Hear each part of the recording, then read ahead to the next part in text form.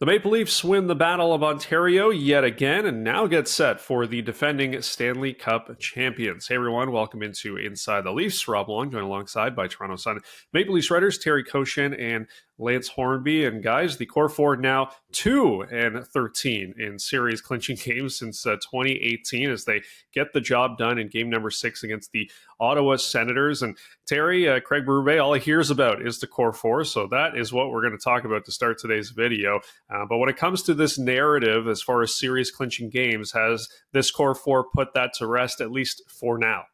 Well, all that should matter is that they're 1-0 in their last one. Who cares about the previous ones? I mean, you know, they don't matter now. It was a different, so many things were different about the team. Of course, the core was the same, but I think that's what you go off. You've just beaten the Ottawa Senators, and certainly that narrative changes. You know, they're going to play a much tougher Florida team. We know that. And if they lose against the Panthers, I don't think it's going to be because, oh boy, the core four just couldn't get it done. I mean, that would be part of it, I suppose, but you're also now back to playing a much better hockey team. So for the time being, yeah, I mean, Craig Berube the other day saying all here's was the core four. Well, guess what? Who made the difference when the difference needed to be made finally in game 6? The core four. Nylander with the 3 points, Matthews the opening, the scoring, Marner with the play that plays in the PK, and you know, I think he had 5 hits, which was second most in the team after Pacioretty's 7. Tavares had another solid game, although I don't think he registered on the scoreboard. So, you know, tip your hats to them. The one thing I really liked about what this year and what just happened was they said, look, as Lance knows, we're never mind this outside noise. It's not penetrating. They got the guy who's behind the bench who's seen and heard it all. And they go out last night and I think have one of their best games of the series, start to finish, and say goodbye to the Senators. So, you know, all those other past years, I mean, the players like to say the past, can't do anything about it. Well, they kind of did last night in winning, and now I think that's all you think about going into Florida, not 2018 onward. Yeah, well, there's if it was a no-show by those guys last night, then certainly there's reason for concern. But to Terry's point, they all made a contribution in some way. With the Matthews with the power play goal, and he was just dominant on faceoffs. Terry mentioned Marner on the PK.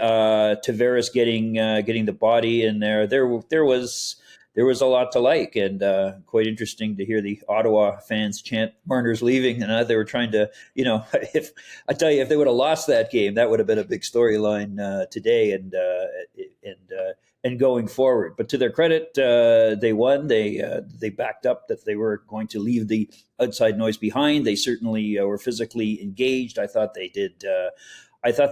They matched Ottawa's intensity and did not panic when Ottawa came back, and that's a hallmark of this team and a sign of maturity. God knows they've had that beaten into them enough in the last 8 or 9 years in the early rounds, and now we see if they go on and learn from this lesson. This is a big step forward for the team, a series they had to win because they played so well in regular season to get that chance to win. Had they not taken advantage of a lesser experienced playoff team, then they would be in trouble. Now, of course, a whole new challenge coming up with Florida. The other thing I'd add to that, too, is the Leafs' top 4 scorers in the series were Nylander, Marner, Matthews, Tavares. So yeah, they got the job done. Yeah, eliminate those games 4 and 5 when they could have, you know.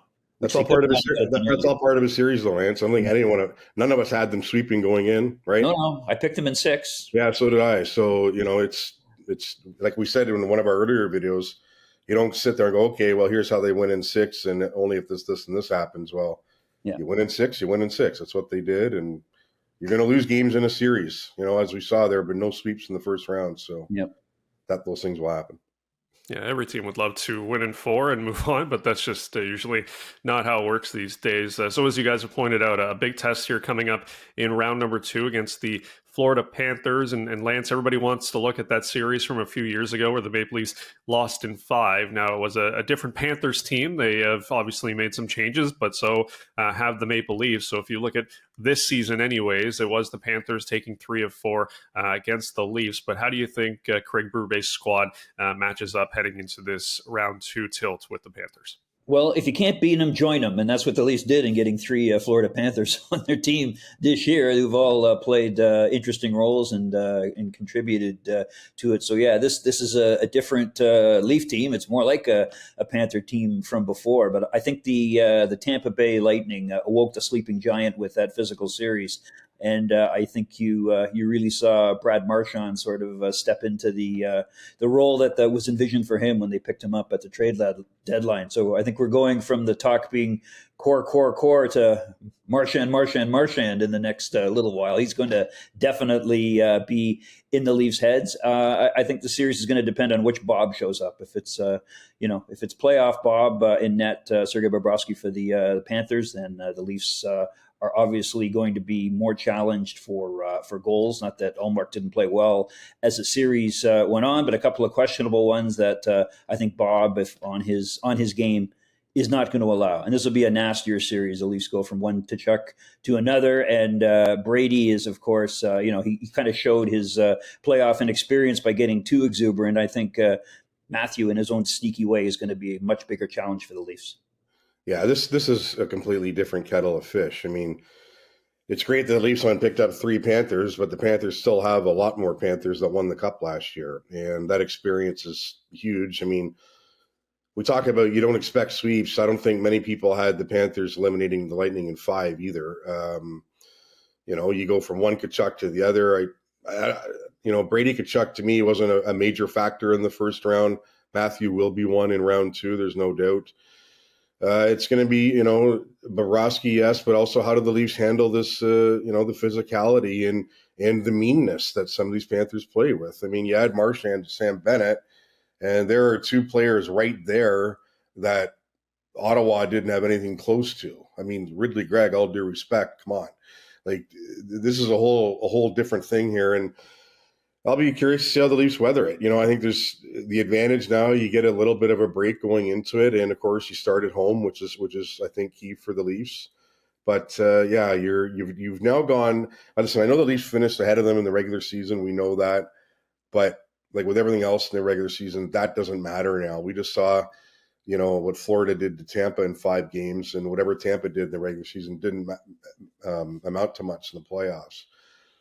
So, yeah, you start from scratch, and I'm awfully curious to how the Leafs handle all these things. Now, again, you're going into the series with a guy behind the bench who has the exact same experience he had when they just beat Ottawa with Berube's, the cups or the cup, and his experience on the ice. So, all going to be factors, but, Berube now goes against Paul Maurice, one of the, longest tenured coaches in the history of the game, as far as games coached and wins and everything else. So it's going to be an awfully difficult challenge, and a lot is going to have to fall in the Leafs' favor. They're going to have to work for it for sure, but I don't think work ethic was an issue in the first round, certainly not from start to finish. So we'll see. But this Ottawa was a bit of a challenge.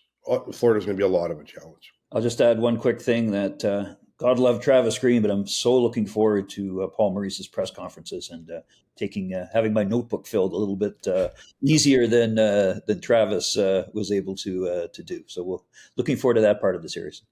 Yeah, going to be some great sound bites, definitely, from the Florida Panthers head coach. As always, leave your thoughts in the comments section below. For Terry Koshan and Lance Hornby, I'm Rob Wong. Thanks for watching, and we'll talk to you next time.